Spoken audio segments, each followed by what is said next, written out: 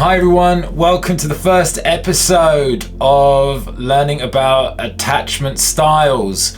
And in this series we're going to be talking about how attachment therapy and attachment wisdom is relevant to the journey of dating and digital dating. You've probably heard a lot about attachment theory online. It's a really cool therapy that can really transform how you experience dating, how you experience your love life, and it can improve self-awareness and the quality of your relationships. So I hope you enjoy the class. Let's get started. Okay, here we go. My name is Tom Van Berkel. I'm the founder of Awake. I'm also a therapist and a coach, and I love attachment therapy.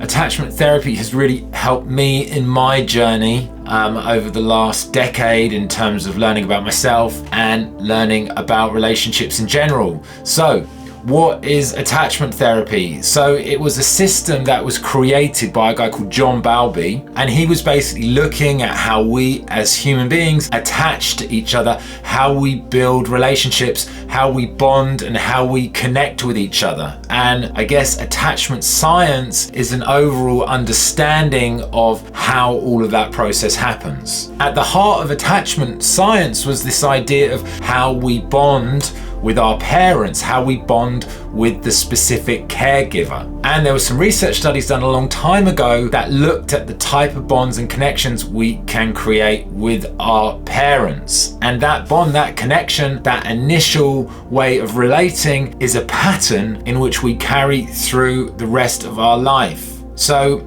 you know, the relationship we have with our parents when we were young can really shape the way that we have romantic relationships throughout our lives. So it's pretty important, right? Because if you made a decision as a kid and it's still affecting you throughout your whole life, I think it's really important for you to understand whether that decision was a helpful decision or not, because it has big implications. When we understand our own attachment style, it can help create more self-awareness for ourselves. It helps us to understand what's actually happening in the relationship. It helps us to make sense of the types of people that we attract. Maybe sometimes you always end up attracting the wrong person or someone who's not right for you. Maybe you seem to always get stuck in the same kind of arguments, the same type of conversations. Or maybe you are always having the same types of feelings and feel like you have the same fears in different relationships. Attachment science helps us to understand the pattern.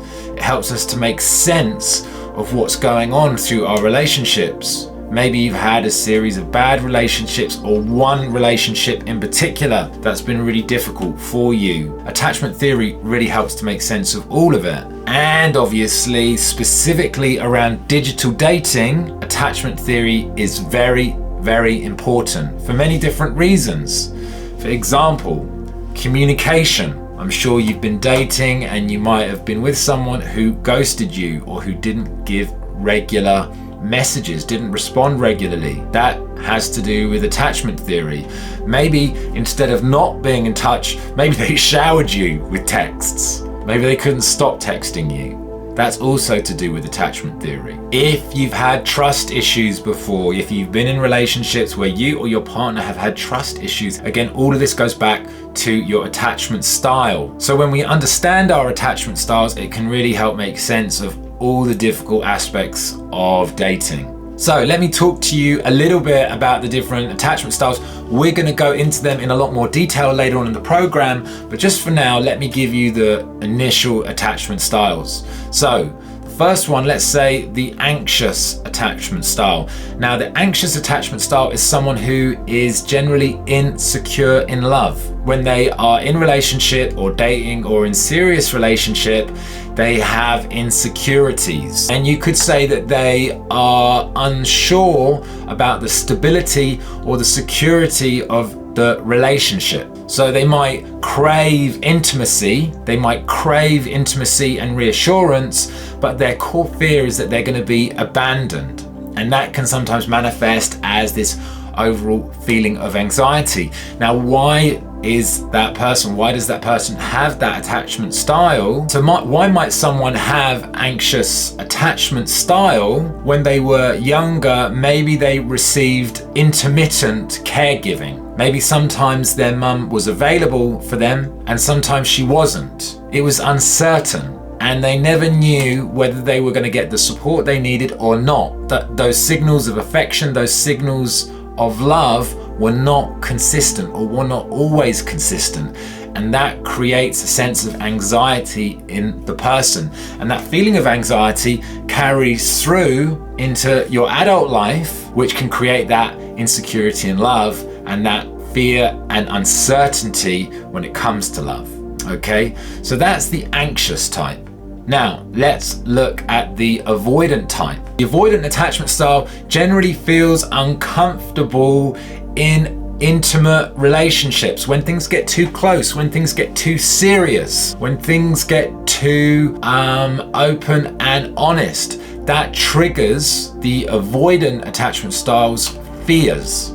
So for the avoidant, they prefer to keep things at a distance. They prefer not to get too close. They prefer for things not to get too serious. The avoidant type can struggle to share their own emotions, to share their real feelings. And a lot of the time when things get too serious, they might go for the door or to find an exit route. And you will have seen in the movies, there's a lot of avoidant types out there. James Bond, the lone wolf, great explorers, people that like to do things on their own and avoid having too many intimate relationships. Now, how does that avoidant style get created? In childhood, what happens is there might have been neglect from the parents, or they might just not have received any signals of love or caregiving. And when that happens, what the child decides is that they don't need their parents. They don't need that support.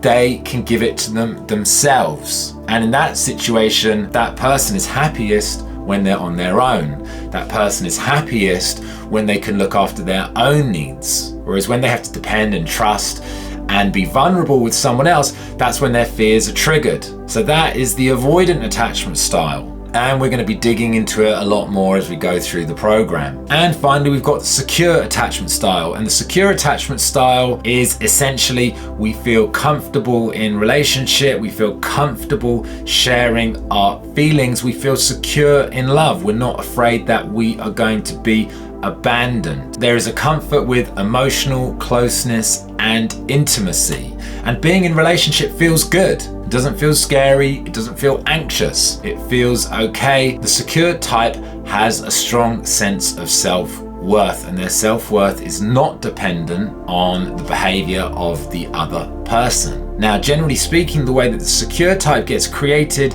in childhood is that it had consistent affection, consistent love, and it could depend on its parents, on its caregivers, in order to create that safe environment that allowed the child to feel secure. I want you guys to know that just because your attachment style was created in childhood, it doesn't mean that's it. There's nothing you can do about it. That's not the case. This attachment science offers you a map to understand your behavior, a map to help understand how you're wired up, and you can 100% change your attachment type through bringing awareness to it and then putting into practice the different tools and techniques that we're going to teach you on this training series. So do not worry. The good news is that you can do something about this. So hold tight for the next few videos. We are going to be going much deeper into the different attachment styles. So you're going to be able to see what attachment style you are, what feels right, what doesn't feel right, and you're also going to be able to understand what attachment styles your partners are and how they operate. We're going to look at the core fears of each attachment style so that you get a clear idea of what each style is really afraid of, because we all have a core fear or something that we're afraid of. We're going to look at practical solutions, practical tools and techniques to help you shift your attachment style and help you to have better quality, more enjoyable, more successful relationships going forward. And also what we're going to do is we're going to map out a growth process, a map that allows you to evolve and grow and develop your existing attachment style so that you can emotionally grow and spiritually grow. So I think it's a really exciting course. I hope you like it. Check out the videos. If you've got any questions, just put them underneath the video, and I'll see you in the next class.